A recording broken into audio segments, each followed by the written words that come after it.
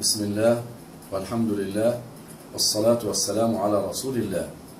علموا أولادكم وبناتكم التوحيد بتكرار هذه الأسئلة عليهم كل يوم، فالجهل بأصول الدين وعدم غرسها منذ الصغر أول أسباب الإلحاد المنتشر بصورة مفزعة.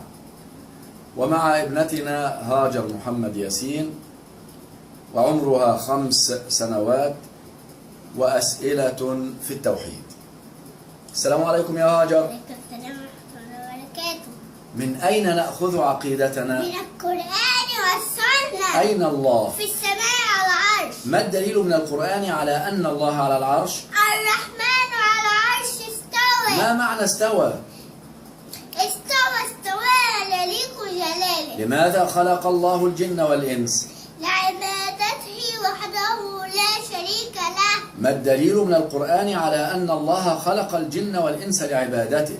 وما خلقت الجن والإنس إلا ليعبدون. ما معنى يعبدون؟ يوحدون. ما معنى لا إله إلا الله؟ لا معبود بحق إلا الله. ما أعظم عبادة؟ التوحيد. ما أعظم معصية؟ الشرك. ما هو التوحيد؟ إفراد الله بالعبادة. ما هو الشرك؟ عبادة غير الله مع الله. كم أقسام التوحيد؟ 3. ما هي أقسام التوحيد؟ الربوبية، الألوهية، الأسماء والصفات. ما تعريف توحيد الربوبية؟ إفراد الله في أفعاله مثل الخلق والرزق. ما تعريف توحيد الألوهية؟ إفراد الله في أفعال العبادة مثل الدعاء والذبح والسجود. هل لله أسماء وصفات؟ نعم. من أين نأخذ أسماء الله وصفاته؟ من القرآن والسنة. هل صفات الله تشبه صفات المخلوقين؟ لا.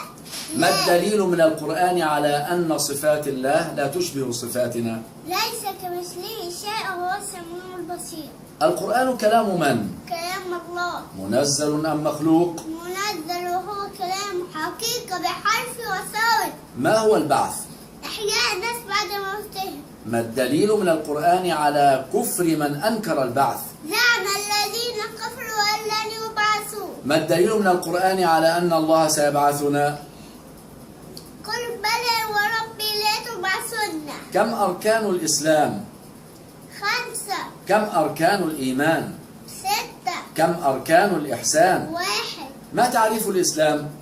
الاستسلام لله بالتوحيد والانقياد له بالطاعة والبراءة من الشرك وأهله. ما تعريف الإيمان؟ قول باللسان واعتقاد بالقلب وعمل بالجوارح يزيد بالطاعة وينقذ المعصية. ما تعريف الإحسان؟ أن تعبد الله كأنك تراه فإن لم تراه فإنه يراك.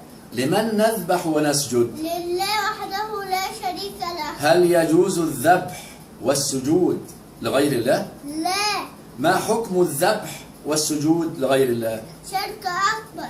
بارك الله فيك يا هاجر ونفع الله جل وعلا بك.